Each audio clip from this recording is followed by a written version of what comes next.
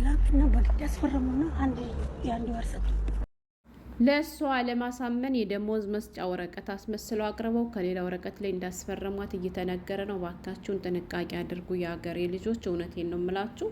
አረብ ቤት ውስጥ ናችሁ፣ ደሞዝ ብትቀሙ ብትራቡ ብትጠሙ እናንተ ደህና ከሆናችሁ ሁሉንም ነገር ማስተካከል ትችላላችሁ።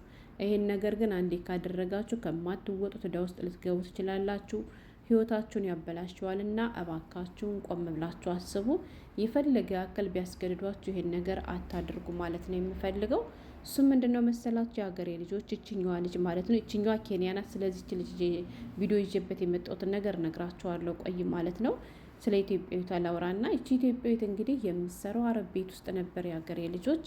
እንደምታዩት መልኳ ፊቷ ሁሉ ጠፍቶ በቁሟ ተጠባብሳለች ማለት ነው። ቪዲዮ ደግሞ የተቀረጸው እንደ አጋጣሚ እንግዲህ ቆሻሻ ልትጥል ስትወጣ ነው ማለት ነው። ልጅቷ የምትኖርበት ህይወት በጣም የሚያሳዝን ህይወት ነው። አንዳንዴ ደግሞ ግን እኛ ሀበሾች መቼ ነው መንቂያችሁ? እንዳልኳችሁ የዚችን ልጅ ቪዲዮ ይዤበትን የመጣሁትን ትልቁ ምክንያት ልነግራችሁ ነው። እንደምታዩት ወታ ቆሻሻ ይመጣል፣ እድሉን ታገኛለች ማለት ነው። ግን ይሄ ሁሉ እድል እያላት እስከ ዛሬ ድረስ በዚህ ልክ ልጅቷ ተጎድታለች ማለት ነው። የተጎዳችው ምንድን ነው መሰላችሁ? ለምሳሌ ሲጀመር አይምሯም ትክክል አይደለም። እሱ ምንድን ነው መሰላችሁ? ስትመጣ ስትጠየቅ ደሞዝ አለሽ ተቀበል ስትባል ትናንትና ልጅየው በግድ አስፈርሞ የአንድ ወር ሰጥቶኛል አለች ማለት ነው። ነገር ግን የፈረመችበት ወረቀት የደሞዝ ወረቀት አይደለም፣ ሌላ ነገር ላይ ነው ያስፈረማት እየተባለ ነው። ለዚህ ነው ጥንቃቄ አድርጉ ያልኳቸው የሀገሬ ልጆች። ይቼታችን እንግዲህ ከዚህ ቤት ከገባው 8 ወሬ ነው ብላለች ማለት ነው። ከ8 ወር ደሞዝ ስንት ወር ደሞዝ ከነሱ ጋር አለች? ስንት ቀረች ስትባል የአንድ ወር ደሞዝ ሰጥቶኛል፣ የአንድ ወር ቀርቷል ነው ያለችው ማለት ነው። የአንዱን ወር ስለሰጠኝ በግድ አድርጎ አስፈረመኝ አለች። እሱ ግን ያስፈርማት የደሞዝ ወረቀት አይደለም። እሱ ግን ያስፈርማት ደሞዝ ስለሰጣት አይደለም። ሲጀመር እንዳልኳችሁ ልጅቷ አይምሮዋ ትክክል አይደለም። ለምን ካላችሁ በኋላ እንደገና ስትጠየቅ ከዚህ ቤት ከገባች ስንት ወርሽ ነው ተባለች። 8 ወሬ። እሺ 8 ወር ሆኖሻል ከገባች ጀምሮ ስንት ጊዜ ደሞዝ ስትቀበል ስትባል አንድ ጊዜ ነው ያለች። ያ ማለት የ7 ወር ደሞዝ ይቀራታል አይደለም። እሷ ግን ምንድን ነው ያለችው? የአንዱን ወር አስፈርሞ ሰጠኝ፣ የአንድ ወር ቀረ ነበር ያለችው። ይህን ሁሉ የምትለው ደግሞ አይምሮዋ ትክክል ስላልሆነ ነው። በጣም ከሚባለው በላይ ተበሳውላለች፣ ተጎርታለች።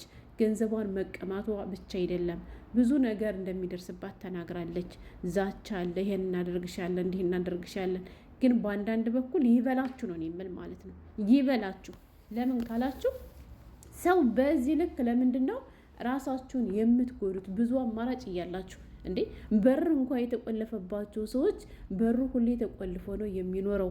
አንድ ቀን እንዳጋጣሚ ከፍተውት ያንን አጋጣሚ ተጠቅሜ ከዚያ ቤት ወጡ የሚሉ በጣም ብዙ ጀግናቶችን እሰማለሁ። ስልክ ሳይኖራቸው ምንም ነገር ሳይኖራቸው ማለት ነው ድፍረታቸውን ብቻ ተጠቅመው እንደማንም ብለው ያመልጣሉ።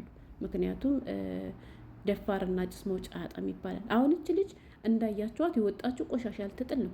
ስለዚህ የሁሉ ነገር እየደረሰባት ምን አለ ይሄን እድላችሁን ብትጠቀሙ እና ልጅቷን አግኝታ ስታናግራት መጥፋታችን ወይ ስትላት ኧረ እችላለሁ ነው ያለችው ማለት ነው። መጥፋት ከቻለች ታዲያ ለምንድን ነው እስከዛሬ የማጠፈው? ወይ ከገንዘቡ አልሆነ ወይ ከህይወቱ አልሆነች፣ እንደዚህ በቁሟ ተጠብሳ ማለት ነው።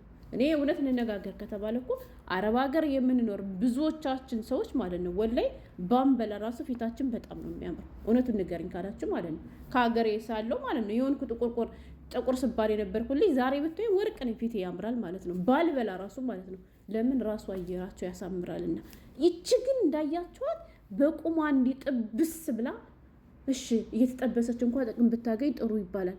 እና እኔ ንቁ ነው እሷን ለመውቀስ ሳይሆን እንደሷ እንዳትሆኑ እናንተ ተጠንቀቁ። አንድ ዋናው መልእክቴ ከማታውቁት ወረቀት አትፈርሙ የሀገሬ ልጆች። እንዳልኳችሁ ሰው ገላለች ብሎ ሊያስፈርሟችሁ ይችላሉ። ሰርቃለች ብሎ ሊያስፈርሟችሁ ይችላሉ።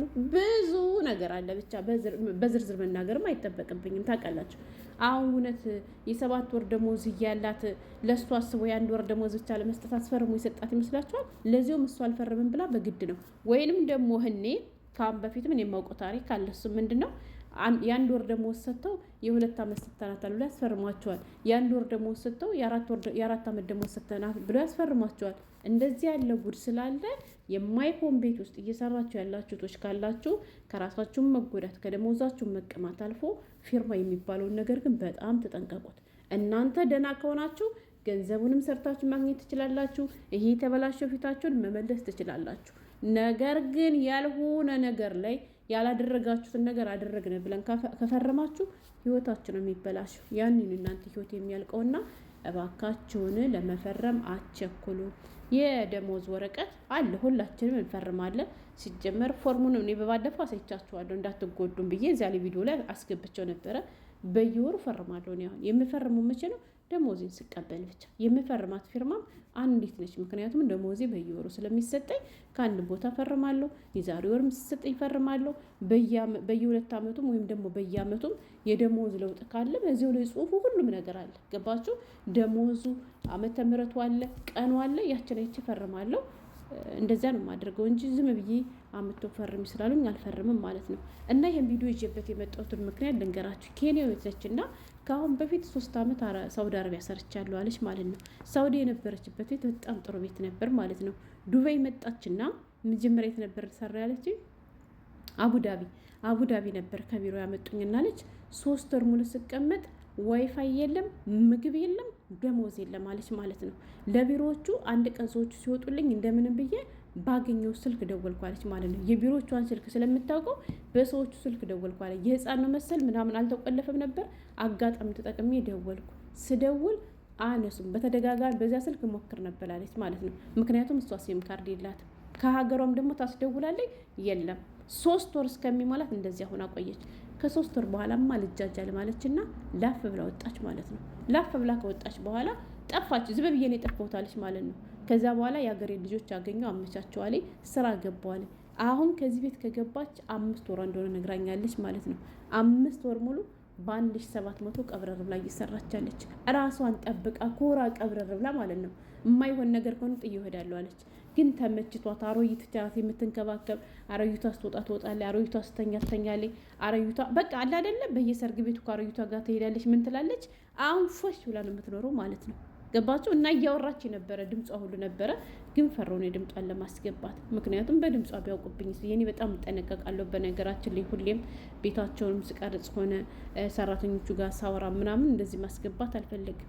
እና እኛሳ አያችሁ ገና 3 ወር አየሁታል እንዴ እስካሁን ድረስ ካልሰጡኝ ከአሁን በኋላም አይሰጡኝም። እየበዛ ይሄዳል። ከዛ በኋላ ገንዘቤን ቀምተው ነው የሚቀር እና በነፃማ አልሰራም ብያለኝ። ግን ስትወጣ ደግሞ ምን ሰርቃ እንደወጣች ታውቃላችሁ? ላፕቶፕ ማለት ነው። ወላሂ ላዚም ላፕቶፕ ይዤ ነው የወጣሁ ብላለች ማለት ነው። እና መሞት አለባት እንዴ? ባዶ እጇን ትወጣ እንዴ ታዲያ? ሌላ ነገር አጣው ምናምን አለች። አባና ደውር ድሃብ ምናምን አለች ማለት ነው። ደወርት ድሃብ ማህሰልት ድሃብ አለች ማለት ነው። ወርቅ ነበር የፈለግኩት ወርቅ አላገኘሁም አለች።